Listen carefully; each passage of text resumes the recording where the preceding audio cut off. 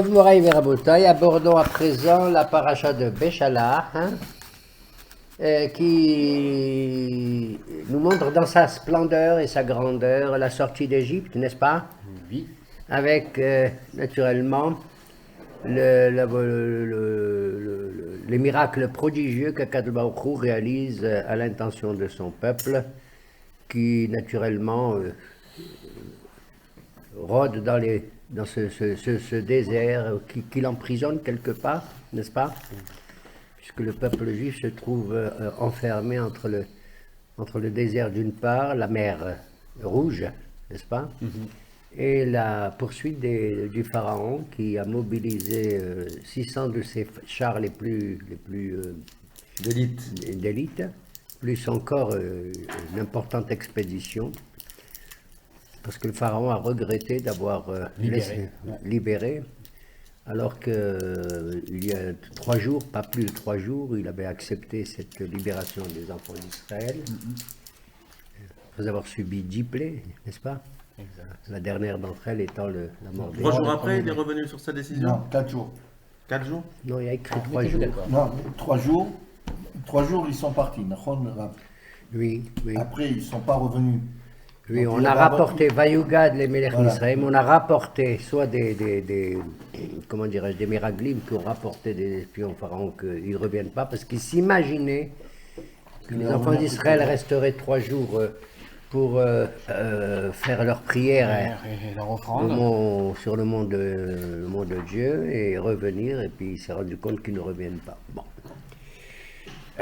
C'est vrai que je crois qu'on avait dit ce problème. Comment se fait-il que Moshe ait annoncé au pharaon qu'on ne quitterait l'Égypte que pour 3 jours pour adresser nos offrandes et nos prières à Kadosh Baruch Hu, d'une part, alors qu'en vérité, intérieurement, il pensait qu'il fallait les libérer totalement et définitivement. Et qu'aux enfants d'Israël a dit on quitte ce pays pour aller conquérir la terre promise, n'est-ce pas? On peut répondre d'une manière très simple que, oui, vis-à-vis d'un ennemi, on peut très bien utiliser la tromperie. Hein? C'est le pshat, on pourrait dire ça le pshat.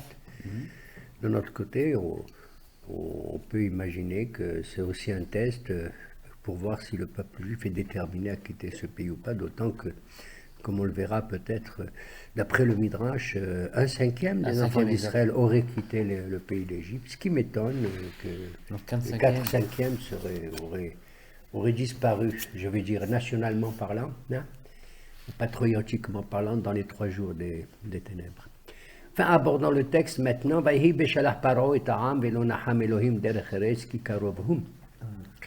Vayhi, il y a ici cette paracha commence avec le mot Vayhi. Généralement, Vayhi indique qu'on n'est pas content de cette libération. C'est Vayhi et nous là la Shon Sarah, contrairement à Veaya. La question qui se pose, quel entêtement pousse à nouveau le pharaon de poursuivre les béné Israël? Hachamim donne encore toujours un machal, une parabole, c'est-à-dire tu reçois 1 coup, 2 coups, 3 coups et tu t'entêtes encore. Et donc finalement tu reçois les 10 coups. On dit le machal il est comparable à quoi? À un roi qui demande à son serviteur d'aller lui acheter du poisson, mais le meilleur d'entre tous. Il est prêt à payer le prix qui convient. Le serviteur va, il achète un poisson et il apporte à son roi. Puis on se rend compte que le poisson sent très très mauvais. Vraiment impossible à manger et même à sentir. Alors le roi devient coléreux, il dit écoute, je vais te punir. Ce poisson que tu m'as apporté, on va voir si toi tu es capable de manger, toi tu veux que je le mange, tu manges le poisson. Il dit ah non, il dit si tu ne manges pas le poisson, je te donne 100 coups de bâton. Ah, et si tu refuses les 100 coups de bâton, tu payeras 10 000 shekels. 10 000 euros. Alors le malheureux, le serviteur, il dit ouais, je mange le poisson. Je préfère manger le poisson plutôt que de recevoir les coups et que de payer 10 000 shekels. Il veut s'approcher pour manger le poisson, mais il arrive à mordre un petit morceau, puis hop, il se rend compte que c'est pas possible. Alors, donc, c'est pas possible. Donc, puisque tu ne manges pas le poisson, tu vas recevoir les 100 coups. D'accord. Et on commence à lui donner des coups. Aïe, aïe, aïe, aïe. Il n'en peut plus. Il dit non, non, non, non, non, non, je ne peux pas les coups, je ne peux pas les coups. Je paye. Et il lui a dit, je préfère payer. Il a payé les 10 000 shekels. D'accord. Donc, il a tout. Donc, il a tout eu. Il a eu le poisson, il a eu les coups, et maintenant, il a payé les 10 000 shekels. C'est pareil pour, façon de parler, le parabole pour le pharaon. Oui, oui, oui, non, non, non, oui, oui, il a reçu les 10 coups. ויהי בשלח פרעה את העם, ולא נחם Elohim derech Eretz, et l'Éternel n'a pas voulu les conduire directement vers la terre promise en passant par le circuit le plus rapide, le plus court, qui est le pays des Philistins. Derech Eretz Plishim ki karubu. Derech Eretz Plishim, une drôle d'expression aussi, ça veut dire trouver un raccourci, Derech Eretz Plishim. Mais encore une fois, pour donner une image, le mot Derech Eretz, vous connaissez ce que ça veut dire en hébreu. En hébreu, Derech Eretz, ça veut dire aussi, dans le langage rabbinique, ça veut dire la politesse, ça veut dire la loi naturelle des choses qui convient, d'accord? Se comporter comme il convient. Derech Eretz kadma la Torah. D'accord? C'est-à-dire que on assimile encore mieux la Torah et la révélation divine si on a en nous, au nom de notre nature propre et personnelle, des qualités morales, qui sont même instinctives, qui sont même au niveau de, comme ça existe dans la nature. Le Derech Eretz, c'est quoi le Derech Eretz? Ça veut dire quoi, littéralement? Le chemin de la terre. La terre, elle est dirigée par la nature, Nachon. Mais le bon Dieu, il veut qu'on marche selon la nature aussi. Pas seulement la nature, il veut aussi associer la nature avec les lois métaphysiques supérieures à la nature. C'est-à-dire qu'il y a une alliance entre le homer, la matérialité, et le spirituel, le homer et le roi. Mais là, l'existence dans le désert étant tellement difficile qu'on ne pouvait pas faire conduire le peuple juif selon le Derech Eretz, selon le chemin de la nature, de la terre. Voilà pourquoi, si vous voulez, il a fallu nourrir le peuple juif, il n'y a pas de quoi manger, rien du tout, que la manne tombe du ciel, d'une part, donc c'est un miracle. Et le miracle, c'est quelque chose qui viole quelque part, au sens positif du mot, la nature. D'accord? Il y a une interruption dans le mécanisme rigoureux des lois naturelles, et puis bon, c'est le MADA, hein, l'équipe de secours qui arrive pour sauver la personne et est prête à brûler les feux rouges, etc. Le surnaturel. Le surnaturel. À tel point que, donc on voit que dans la vie du désert, Akadosh Baruch Hu fait tomber le pain du ciel et il fait sortir l'eau de la terre. Nachon, c'est ce qu'on va voir dans la paracha. C'est-à-dire c'est le contraire. C'est le contraire de la nature. En général, c'est l'eau qui tombe d'en haut, Nachon, c'est la pluie, et le pain qui sort de terre. Et donc, l'onaham derech eretz, l'Éternel n'a pas utilisé pendant ces 40 années les lois naturelles, habituelles, qui sont nos lois, et qu'on doit se prescrire à ces lois, mais exceptionnellement. Et là, le pain, au lieu de pousser sur terre, il descend du ciel, c'est la manne, d'accord? Et l'eau, au lieu de tomber du ciel, elle vient du rocher. D'ailleurs, dans la paracha, on verra que les enfants d'Israël, après la traversée de la mer Rouge, vont se plaindre en disant il n'y a rien à boire. Au bout de 3 jours, ils ont dit il n'y a plus rien à boire. Au bout de 3 jours, ils se sont plaints, Moshe Rabbeinu, ils se sont plaints aussi après qu'il n'y avait pas de quoi manger. La manne doit tomber. Nachon? La paracha, si vous voulez, elle contient en gros, si vous voulez, 116 versets. Les 50 est divisible en deux. Ça veut dire 58 plus 58. Les 58 premiers versets, tout est rose, tout est beau. C'est-à-dire, ouais, on est sorti, ouais, etc. Et Akadosh Baruch Hu va dialoguer avec Moshe Rabbeinu pour lui prescrire de faire ce qui convient pour les faire traverser la mer. Et les 58 derniers versets, c'est un peu sombre, c'est le gmgma. Tout le monde se plaint, il n'y a pas de quoi manger, il n'y a pas de quoi boire, etc. À tel point qu'à la fin de la paracha, arrive qui? L'ennemi Amalek, n'est-ce pas? Arrive à la fin, un ennemi d'ailleurs qui n'a aucune raison d'être notre ennemi, puisqu'il n'a pas de, comment dirais-je, de revendication, ni territoriale, ni nationale, ni idéologique, d'accord? C'est un ramassis de bédouins, j'en sais rien, et qui vient attaquer le Ham Israël, Badeler précisément en chemin, c'est-à-dire que, bon, dans la surprise pour ainsi dire, d'accord. Enfin, si vous voulez, l'essentiel de cette paracha, c'est le fait de voir que on est dans l'indécision et tout de ce qui se passe, et le pharaon, lui, donc, veut poursuivre, et les anges eux-mêmes participent à tout ce débat, parce qu'ils savent l'intention d'Akadosh Baruch Hu de faire traverser à pied sec la mer Rouge au Béné Israël et de noyer les Égyptiens. Et de s'adresser à Akadosh Baruch Hu, il dit, qu'est-ce que c'est ça? Il n'y a aucune raison. Même le bon Dieu au début, il dit, Ma'aset yadai tovaim. Et les anges, et le bon Dieu dit, mais c'est les œuvres de mes mains qui sombrent et tout. Et vous voulez chanter, ne chantez pas. Ils ont dit, tu as raison, halalu abdazara, halalu abdazara. Aussi bien les Égyptiens que les Hébreux étaient des païens et tout. Et il n'y a pas de raison de chanter. S'il n'y a pas de raison de chanter quand on nous libère, ce n'est pas normal. Comment justifier que nous ayons dans la Torah la Shiratayam, le cantique de la mer Rouge, étant donné que le roi dans sa sagesse avait dit Bilfol oivra al tismah ou bikashelo al yagil libecha. Quand ton ennemi tombe, ne te réjouis pas, et lorsqu'il chute, que ton cœur ne se prévaut pas. D'accord? En vérité, on traduit mal, c'est parce que Bilfol oivra. Lorsqu'il tombe, ne te réjouis pas, c'est-à-dire il n'est pas encore annihilé. Tu as compris? Il fait que tomber, il peut se relever. Et même s'il trébuche, que ton cœur ne se réjouit pas. Attends vraiment qu'il soit... il tombe bien comme il faut, à ce moment-là.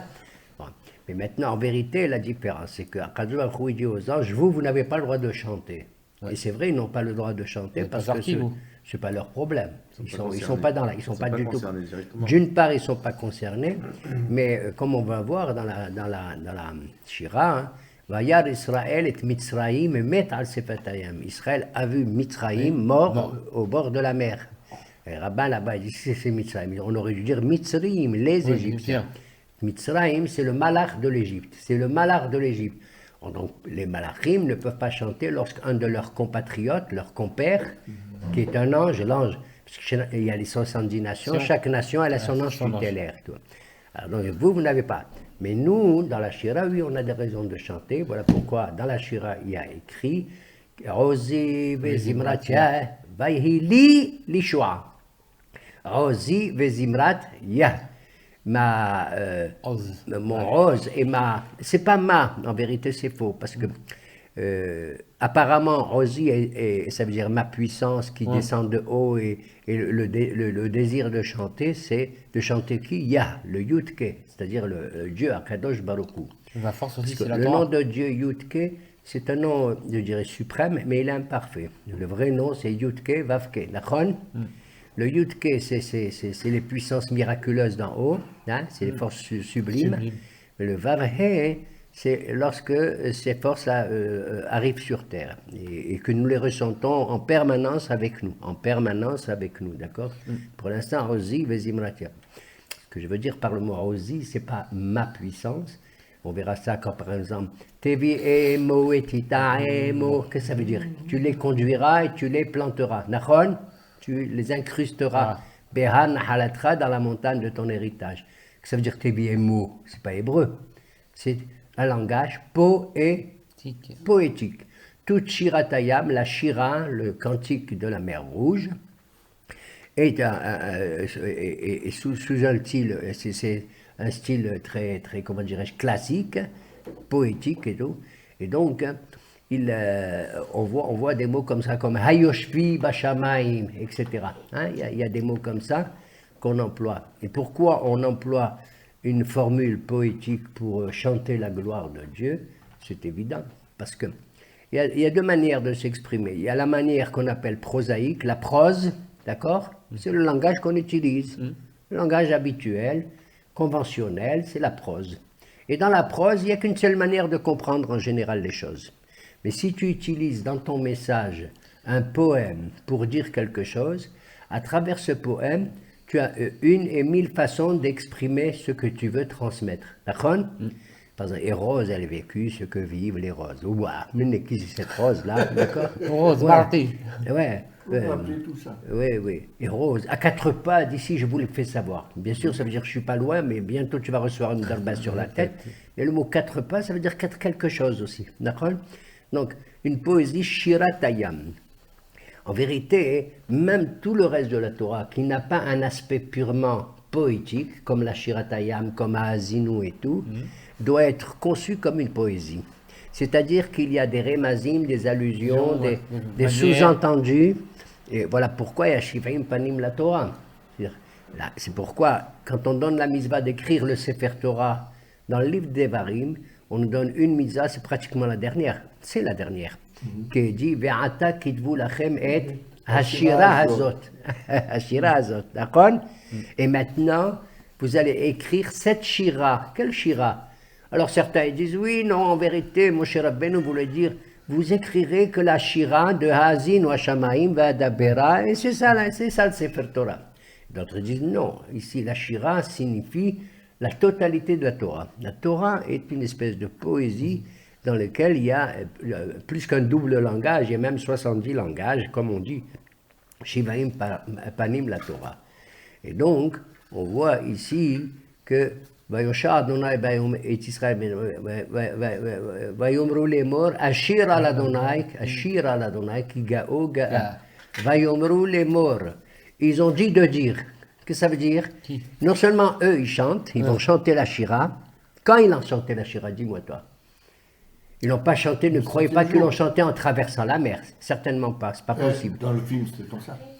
Oui, oui, parce que Yul Brynner, il a voulu donner un autre message à Charlton Heston qui était derrière lui. Charlton Heston était derrière lui. Voilà. Ils avaient le bateau de berger, etc. Voilà. Et Myriam, c'était qui? Sheila, je ne sais pas moi. C'était qui? Stellar. Stella, je ne sais plus qui. D'ailleurs, même Sheila, Myriam va chanter aussi la mer Rouge Oui, après. une phrase, un endroit bien précis. Non, pas seulement une phrase. La Torah donne un exemple qu'elle a chanté, elle aussi, avec toutes les femmes. Elle a pris le tof, elle a pris le tambourin. Hein? Oui. Elle a pris le tambourin. Alors, il y a certains religieux, entre guillemets, des religieux, je dis bien entre guillemets, qui disent, tu vois, c'est la preuve que les femmes, elles ne doivent pas chanter à côté des hommes parce que c'est pas de Tsinaout, Kol Beisha, et tout. Et c'est la raison pour laquelle elle a pris le tof, le tambourin, pour couvrir les voix des femmes avec boum, boum, boum, boum, boum, ch'touillotte. Mais pourquoi? Il y a vraiment marqué. Elle n'a pas tout chanté. Oui, non, mais quand ça veut dire la voix, non, quand cette voix-là, hein, elle a un but bien précis, c'est d'envoûter par son, etc., d'accord? Quoi. Quand c'est pour... Non, tu peux l'écouter, excuse-moi, parce que c'est la voix d'une femme, c'est Bemakira ou Bioda. C'est quand tu la connais vraiment, tu connais sa vie et tout, et que tu l'as à ta makirota, tu l'as fréquentée et tout. Tu comprends? Alors, elle peut avoir, sa voix peut avoir un effet. Mais si moi j'écoute un Kalsoum ou je ne sais pas qui, quelle autre chanteuse, je ne sais même pas d'où elle sort. Vous avez le droit d'écouter comme ça Sheila sans Oui, je ne connais pas qui c'est, oui, j'ai le droit. D'après la halakha, j'ai le droit. Al-Pianacha. Et j'ai le droit d'écouter, oui, j'ai le droit. Et j'ai le droit d'écouter des femmes comme Myriam et toutes les autres qui ont aussi, tu ne peux pas les museler, qui ont chanté et elles ont pris les mêmes mots que Moshe Rabbeinu. Ashira l'Adonai ki gaoga susurabu ramaban. D'ailleurs, je vais te répondre, mon cher ami. Non, c'est pour apprendre. Non, mon cher ami, je vais te répondre. Sais-tu quelle est l'Haftara qu'on lit pendant la paracha de Béchalah, ce Shabbat? David, Shirat David. Oui, ta grand-mère, tu la connais? Oui, Déborah. Bon. Il y a une femme merveilleuse, une des 7 prophétesses d'Israël, hein, en l'occurrence, elle s'appelle Déborah. On avait Sarah, Myriam, Déborah, Myriam, Abigail, Esther et Hulda, d'accord? Et la Haftara de ce Shabbat, elle commence par quoi? Chapitre 5. Chapitre 5 du livre des Juges, Vatachar Déborah, Ubarak Ben Abinoam. Donc tu vois qu'ils étaient les deux à chanter, une femme et un homme. Tachar Déborah, Ubarak Ben Abinoam. Et c'est une des prophétesses, parce qu'elle a jugé Israël, elle avait un pouvoir politique, en dehors d'un pouvoir prophétique, d'accord? Et elle régnait sous un Tomer Déborah. sous le palmier qu'on appelle le palmier de Déborah, et c'est elle qui a pris l'initiative de prendre en main, en charge, le combat contre les Cananéens de l'époque, dirigés par un certain Sisra. Et là-bas, on voit qu'il y a deux femmes qui jouent un rôle important, et Déborah et Yaël. Hein? Lorsque Sisra s'est sauvé après la noyade de ses 900 chariots de fer, d'accord, que Sisra se sauve, il va aller où? Chez Madame Yaël, qui était une proche du peuple juif, puisqu'elle était descendante de Yitro, n'est-ce pas? C'est une kénite. Ah, elle n'est pas juive? Esher Heverakini, c'est écrit, monsieur, au chapitre 4, d'accord? Tu lis le chapitre 4 avant la Haftara, parce qu'il faut toujours lire un peu avant et après, d'accord? Et tu vois qu'elle est Eshet Heverakini. Et c'est elle qui, grâce à Dieu, a mis fin à ce général atroce. C'était terrible. On raconte de Sisra dans l'Haftara, on raconte de lui qu'il était imposant. Il avait une barbe si longue que quand il se baignait, il arrivait à pêcher pas mal de poissons avec sa barbe, rien qu'avec sa barbe. Et lorsqu'il poussait un cri, même les animaux dans la forêt, dans la jungle, ils se sauvaient, ils avaient peur. Sisra. D'après le Radak, d'ailleurs, là-bas, on dit que ce Sisra serait d'origine, tu sais d'où? Italienne. Italienne. Personne n'a peur. Cicéron, comme Cicéron. Sisra. Oui, Baba, comme Cicéron. C'est ça. Et donc, on voit là-bas Ce sera bien. que c'est une femme extraordinaire, deux femmes, mais la première, donc, c'est Déborah, Déborah et Yaël. qui enjoint Barak, fils d'Abinoam, d'aller combattre au mont Tabor avec 10 000 hommes, d'ailleurs uniquement de 2 tribus, hélas, les autres ne se sont pas adjoints, la tribu de Zabilon, Zvouloun et de Naphtali, et d'aller sur le mont Tabor et de déferler ensuite sur les chariots de machin, qui vont se sauver au Nahal Kishon et qui vont se noyer là-bas et tout. D'accord? D'ailleurs, à ce sujet, on rapporte que Sisra avait 900 chars de feu. Combien il avait le pharaon de chars? 600. 600.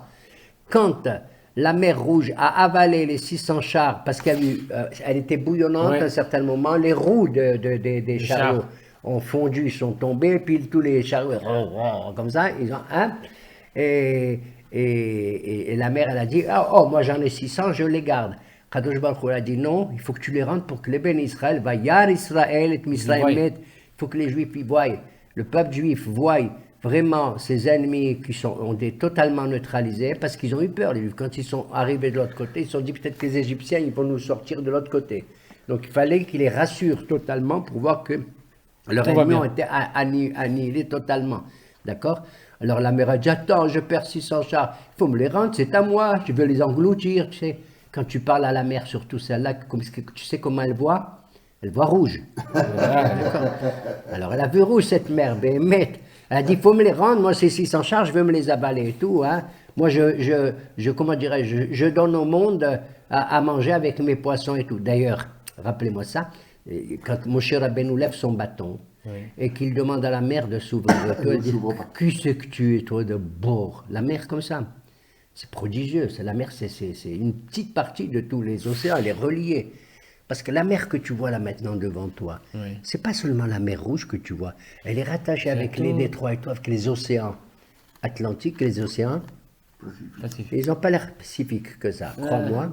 Et les océans Pacifiques, Atlantiques et tout C'est ça. accroché, tout ça. Alors Moshe Rabbeinu nous l'a dit, ouvre-toi, mère. Hein? Elle a dit, dis donc, qui c'est qui me parle comme ça sur ce ton? Qui c'est qui me parle sur ce ton? Il lui a dit, moi je te parle au nom de Dieu et tout, il faut laisser passer les enfants. Elle lui a dit, écoute, qui tu es beaucoup plus petit que moi, un minus comme toi, il me parle. Toi, tu as été créé quand, monsieur l'être humain Moïse? Quand il a été créé? Le 6e jour, oui ou non? Adam a été créé le 6e jour. Et moi, j'ai été créé beaucoup plus tôt. Quand est-ce qu'elle a été créée, la mère? Le 3e jour. Pardon. Vétéra et Yabasha, etc., etc. Et je suis plus ancienne que toi. Donc, dans ce monde, et quand on dit les jours, ça ne veut pas 10 jours, ça veut dire des unités de temps énormes et tout. D'accord? Et d'autre part, toi, tu ne sers à rien du tout. Moi, comme j'ai dit tout à l'heure, je nourris pas mal de l'humanité avec mes poissons et tout, et j'apporte de l'eau. Oh, toi, qu'est-ce que tu fais, toi, le Moïse, avec ton bâton là que tu lèves? Hein? Moi, je vous donne à boire, moi aussi. Parce qu'avec l'évaporation de l'eau de la mer, ça fait des nuages et ça retombe. Ah, tu vois C'est l'intérêt. marrant que Donc, la pluie donc n'est pas installée, d'ailleurs. d'une part. D'autre part, il y a des lois de la nature qui font que j'existe comme ça et je resterai comme ça. Il n'y a, il y a aucune raison. Voilà. Donc, c'est-à-dire tous les éléments de la nature s'opposaient à ce que l'on puisse traverser. Voilà pourquoi Akadosh Baruch Hu devait, force Intervenir. majeure, intervenir, d'accord, et entre guillemets violer les lois de nature qu'il avait déjà prévues, comme dans un Sharon Shabbat, une montre shabbatique, programmée déjà depuis les origines, que tel et tel miracle se ferait en temps Tel et voulu tel et dans moment. tel endroit, de telle sorte que c'est pas tellement un viol de la nature, tu comprends? C'est prévu. C'était prévu, c'était dans le programme, comme la manne qui tombe, etc., et l'eau qui sort du rocher, etc. Tous les miracles, comme dit Rambam, les miracles, on aurait bien voulu s'en passer, mais c'est la nécessité qui a contraint le peuple juif d'en bénéficier. Quand tu as le couteau à la gorge, tu veux, tu demandes à Hachem, fais un miracle, oui ou non? Mais sinon, il ne faut pas demander un miracle, la vérité. Je demande à Kadosh Baruch Hu que de manière naturelle, le jour, la nuit, que j'ai de la force dans les pieds et dans les yeux et dans les oreilles et tout, pour mener mon existence comme il convient. Voilà ce qu'il faut. Voilà mamash. Le vrai miracle, c'est que je vive dans ce monde le temps qu'il faut, etc. Et après, on verra pour l'Olam Haba, si vous voulez, d'accord? Mais lorsqu'il y a des urgences, tu appelles qui? Le matin, encore une fois, les secours. Ils doivent arriver. C'est bidouk ce qui est arrivé. Dans la marche du désert pendant 40 ans, il a fallu demander l'assistance du secours divin. Ceci pour des raisons bien sûr pédagogiques aussi. Voilà pourquoi la Passouk dit Velonaham derech eretz pelishtim. Le bon Dieu n'a pas voulu conduire pendant les 40 ans selon le derech eretz, selon le chemin de la terre, c'est-à-dire selon les lois de Nature. la nature. Mais sinon, pas du tout. Nous devons prier à Kadosh Baruch Hu qu'avec les lois de la nature où on est là, on puisse vivre tranquillement. Tu as compris? Qu'on n'ait pas peur. Le jour, on est content, et la nuit, on n'a pas peur. C'est tout. En été, en printemps, il fait bon. En hiver, eh ben, on se fait un court. peu bord. C'est tout, c'est comme On ça. sait que c'est nécessaire et tout et tout. Voilà, on doit vivre selon... Pourquoi? Pourquoi on doit vivre selon la nature? Mais réponds-moi, toi, pourquoi? Parce que le bon Dieu, il a créé la nature. Si tu dois vivre selon nature pendant le monde naturel, ça veut dire que tu reconnais qu'Akadosh Baruch Hu a créé cette nature. Il a bien créé cette nature. Tu vas me dire pourquoi il a fait la nature, elle est parfois comme si... Il a fait pour des raisons comment dirais-je, de problèmes d'histoire, de relations entre nous et lui et tout, mais c'est sa création à lui. Donc, je ne te demande pas d'adorer la nature, mais de savoir que derrière la nature, c'est aussi Akadosh Baruch Hu qui en est. Tu comprends? Si vous voulez, en d'autres termes, c'est très profond ce qu'on dit là. Mamash très profond. C'est que tout le monde imagine, en général tout le monde, bon, beaucoup de gens ou certaines personnes imaginent que la piété, la religion, c'est waouh. C'est wow. C'est-à-dire, c'est quelque chose vraiment un élan de la Neshama qui vole comme ça dans l'air et tout, et qui doit être coupé de toutes les demandes matérielles, physiques, physiologiques, biologiques, etc., botaniques, tout ça. Qu'est-ce que tu racontes? Les gens, ils s'imaginent que la sainteté, la Kedusha, lui, elle est là-haut. Mais ils croient que c'est elle qui est la priorité exclusive, coupée de tout le reste. Pas du tout. Il y a deux Kedushot qui ont été coupées. Il y a la Kedusha de la Kedusha, d'accord? Il y a la sainteté de la sainteté, qui, hélas, elle est coupée de la nature. Mais il y a aussi la nature, qui heureusement cache quelque chose qui s'appelle aussi une Kedusha. Il y a une Kedusha dans la nature. Ce sont, comme disaient mes Koubalim, les étincelles qui sont enfermées, les nitzotzot, qui sont enfermées dans le matériel. Tu comprends? C'est-à-dire qu'il faut aussi bien respecter le haram ou le rabbin qui plongeait dans ses études et tout, mais il faut l'aimer et le respecter, mais respecter aussi le kablan, le type qui travaille, qui fabrique tes murs, qui fabrique ton toit, qui fait des stucco, comme on appelle, des murs de stucco, comme on les dit, stucco, stucco, etc., etc. Parce qu'il fait sortir, c'est le binyan. De la même manière qu'on reconnaît que construire quelque chose en Eretz Israël, par exemple bâtir le pays, c'est aussi beau que de construire le temple. Et que la maison que tu construis, c'est un Migdash Me'at, ta maison. Elle peut se substituer au temple qui n'est pas là maintenant. Et même quand le temple il est là, la sainteté du Beth Amikdash ne sera pas confinée dans ces murs occidentaux ou par que tel Ma'aravi ou pas. Elle va tendre à se développer. Il y a un Ma'amar de Hachamim qui dit que Atida Yerushalayim leitpashet ad Damesek, que Jérusalem se développera et aura une expansion qui ira de plus en plus. C'est le Or de la Goïm, vous comprenez? Et donc, le but, c'est de faire en sorte que ce mari, c'est de libérer, faire sortir une Kedusha qui est étouffée, qui est enfermée à l'intérieur de la nature. Vous avez compris? Tout à l'heure, tu disais faire une bracha là-dessus. Si je dis une bracha sur le pain Amotzi Lehem, Il arrête. attends, Amotzi Lehem Inar, tu te rends compte? Tu te rends compte que cette énergie qu'il y a dans la Adama, dans la terre, c'est incroyable. Boré Adama, Sheakol Nihia Bidvaro, tout a été créé par sa parole. Quoi? Je bois un verre de coca, je bois un verre d'eau, c'est Sheakol Nihia Bidvaro? C'est incroyable. Kenolo. Bidbar Adonai Shamaim Naso. Ça fait que la parole de Dieu, que les cieux, ils ont été faits. Et tu ne te rends pas compte que tu bois quelque chose? C'est incroyable. C'est absolument incroyable. Vous connaissez l'histoire là dernièrement? Ça s'est passé à Kochav Yaakov. Un gamin, il y a son père, il est en train de lui apprendre une bracha. Alors il donne à son fils un verre de coca et il lui dit, allez Lazé, vas-y, répète après moi. Baruch, il dit, Baruch, un petit enfant de 3 ans. Ata, Hashem, comme Yechaolam. Chez Akol, le petit dit, chez Akol, papa dit, Nihia, et le petit continue, Besséder. Chez Akol, Nihia, Besséder. D'accord? Que tout il est Besséder, c'est vraiment Besséder, c'est extraordinaire. Donc, cette Kedusha, et c'est une vraie Kedusha, elle est là, mais elle n'arrive pas à s'exprimer, elle est enfermée dans la nature. Et la nature est une klipa. La nature est une espèce d'écorce qui protège, qui ferme aussi cette Kedusha, mais qui la protège quelque part. C'est exactement comme quand tu prends, on va être bientôt au Bishvat, tu vas prendre un fruit, hein? Qu'est-ce que tu veux comme fruit, toi? Tu aimes pamplemousse?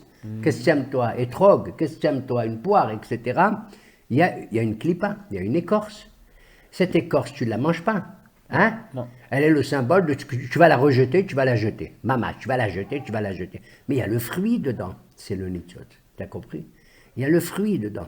Donc on est tenu de faire sortir ce qui est prodigieusement divin, j'insiste sur le mot divin, dans cette matérialité qui est là, c'est la parole de Dieu qui est dans la terre. Vous avez compris? Ce qui est prodigieusement divin, et de le marier, c'est une union avec qui? De le marier avec la sainteté supérieure. Vous avez compris?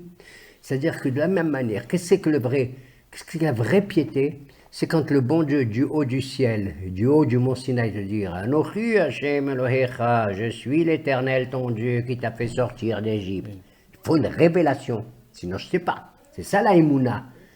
La Emouna, c'est quoi? C'est qu'Akadosh Baruch Hu décide de me parler.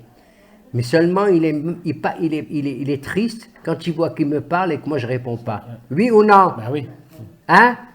Alors qu'est-ce qui se passe? Il faut que la sainteté qui vient d'en haut, le discours qui vient d'en haut, il faut qu'il ait une réponse. Il faut qu'il ait une réponse du bas vers le haut. Azachir Moshe ou Bnei Israël. Vous avez compris? Quand le roi Ézéchias a eu le mérite que Jérusalem n'a pas été, on n'a pas fait le siège Sanherib, n'a pas réussi à faire le siège de la ville, d'accord? Et qu'en unique, c'était la nuit de Pessah, un ange est venu, il a neutralisé 180 000 ennemis, d'accord? Il aurait dû faire le Hallel, il aurait dû écrire une Shira, quelque chose. Le bon Dieu a dit, écoute, franchement, bon, tu es un bon religieux et tout comme toi tu admets, c'est normal et tout. Non, il faut chanter. Il faut chanter. Il faut chanter, ça veut dire faire sortir le meilleur de toi, de ton cœur. C'est ça qu'on appelle la Shira. Azéachir Moshe, tu te rends compte? Ou Bnei Israël. Il a fallu Asmo Mala Yashir. Ça veut dire Yashir, pas dire il chantera, parce que c'est un futur Yashir, d'accord? Oui. Yashir, ça veut dire constamment chanter, comme Az Yaase Yov. Ainsi, il agissait constamment, c'est ça que ça veut dire. Ça veut dire qu'il faut être capable à chaque fois d'adresser une Oda'a, Hodol Hashem Kitov Akadosh Baruch Hu. Pas seulement lorsqu'il y a un miracle prodigieux, mais même lorsque il te dit, on ne se rend pas compte combien vivre, marcher, voir, entendre et tout, c'est quelque chose d'absolument prodigieux. À tel point que les pauvres qui sont à l'hôpital et tout, ils se rendent compte de ça. Mamash, ils se rendent compte de ça. Après ça, Azashir Moshe et Tashira Azot. Moshe, il chante. Qui c'est qui a composé la Shira, monsieur? Shiratayam. C'est Moshe. Hazak ou Baruch. Il a dit, tu sais comment il faisait? Comme les Thémani presque. Il a dit, Ashira l'Adonai Kigaoga. Et les Juifs derrière disent, Ashira l'Adonai. En canon. Avec l'accent. Tu as compris? canon. Chacun avec sa voix. Moi j'ai entendu en canon. qu'ils avaient tous. Il y en a qui disent Alléluia. Et Qui certains chantaient disent, tous en même temps les mêmes paroles. Ça c'était. ça, c'est Mais peut-être c'était un une pérouge. prophétie. Oui, un pérouge. Roi Hakodesh. Ce qui a écrit, non, la leçon de la Shira, tu écoutes la leçon de la Shira, ils l'ont chanté une fois, ça suffit, ça va, ils l'ont chanté. Moi j'ai écouté Adamo et Charles Aznavour, il y a Hasra. Alors c'est pas mal dans les trucs, ça suffit. Bracha, tu as compris? Non, la Shira Tayam, c'est pas Bracha, ça y est, j'ai écouté. Non, C'est non-stop. Vayomro, Les morts. les morts. Ils ont dit qu'il faut toujours dire, tu entends? D'ailleurs, c'est ce qu'on fait jusqu'à maintenant. Ouais, je suis là. On dirait que tu dors. C'est ce qu'on fait jusqu'à maintenant. pas Brad. Ce qu'on fait. C'est jusqu'à Voilà. maintenant, on chante. Vayomru, les morts. Kadosh Baruch Hu a dit, ils ont dit qu'il faut dire. Dire à qui? Aux enfants, de nos enfants, de nos enfants, de nos enfants, de nos enfants. Et alors, pourquoi ça s'appelle Shira au féminin? Ta ta ta ta. Ah, ça j'ai entendu. Ta ta ta ta. Il y a deux sortes de poésie. Il y a la Shira de maintenant et ta Shira Hazot. Tu entends? Ils ont chanté 7 Shira. Si tu me dis Shira Hazot, ça veut dire qu'il y a une autre Shira? Oui ou non? Celle des temps futurs. Hein? Celle des Quoi? temps futurs. Oui, il a apprécié, c'est pour ça. Ah, il apprécie. Voilà. Est-ce Bon. que c'est pour ça que c'est Parce passé qu'il a dans une voix le de Sefer Torah? Constantinois qui m'énerve. Est-ce que c'est pour ça qu'il y a des grands blancs dans le Sefer Torah? Grand blanc qui se sort noir. alors. Dans la Shira. Ouais, dans Bien le- sûr, dans le- pour des grands souffler et blancs, tout. Pour Mais souffler. il y a les silences, il y a les, tout ça. Dun, dun, dun, dun. Bon, Shira. Alors, et ta Shira Hazor. Ça veut dire, je vous demande de dire de chanter cette Shira qui est adaptée, si vous voulez, au temps de la sortie, d'ouverture de la mer Rouge et tout. Surtout que il y avait une octave de 12 sons, 12 notes. Ouais. Pourquoi? Parce que toi, tu crois qu'il y avait un seul sentier, une seule route, et Non. qu'on traversait tous comme 12. ça. Non, il y avait 12. Il y avait une voie pour les Tunisiens, Ah ouais, ça, c'est une sûr. autre pour les Constantinois, et au Non, milieu j'ai pour été les les Marocains, Arabes. tu vois. Les Ashkénazes, bon, ils s'appellent à Bon, droite, Hachem, il n'y a pas de Marocain ce soir. Ah, on les attend. tu as compris? D'où je sais s'est ça, débarrassé papa. d'eux. Les rosériam sauf les Xarim, qui les Olam, Hado. facilement se Il a débarrasser. coupé la mer, l'Ixarim, c'est-à-dire en 12 parties. Pas une seule voie. Et d'ailleurs, quand il traversait et tout, il paraît qu'il poussait des ananas, fruits. des Des fruits fruits, et tout. ça, ouais. Voilà, etc. S'ils avaient soif et tout et tout. Ça, c'est Donc, une semaine, ça. Ashira l'Adonai qui gaoga. Et Ashira Hazot. Ça veut dire qu'il y aura un temps où on doit faire l'effort, nous, de composer à la venue de la Yeshua, de la délivrance finale, Yeshua. un nouveau cantique, Il y aura une nouvelle chanson. en s'inspirant de celle du Shiratayam, bien sûr. Ça sera une reprise. En s'inspirant du Shiratayam. Mais la Shira, c'est vraiment l'émerveillement spontané. Une Shira, c'est une manière spontanée d'exprimer ce miracle qu'Hachem il fait pour toi. Donc, en fin de compte, Rav, Et c'est pourquoi avant c'est de au prier, féminin, parce que seules les femmes sont capables. Voilà pourquoi monsieur va tachar Déborah. Et après, Ubarak ben Abinoam. Déborah, elle a été l'initiatrice Pour de la son faiblesse. cantique de l'Aftara, et avec monsieur Barak. Et tu vois qu'ils ont chanté les deux ensemble, tu entends toi? Je lui ai dit, C'est pas s'il que tu meurt, me dis s'il sera tout bien. le Mincha et tout. Non, mais S'il là- sera bien, il sera Ça sera. sera son donc, tour. en fin de compte, ce que vous nous disiez, vous nous dites en filigrane, par rapport à ce que rapporté l'autre, c'est que s'il y a dans la Shira écrit et pas écrit, donc en fin de compte, si on savait lire, dans les blancs qu'il y a dans la Shira, il y a les paroles de la Shira future. Atid, Atid. C'est une belle, C'est une belle interprétation. Très très belle interprétation, Baba. Tu as compris très bien et tu l'as bien exprimé.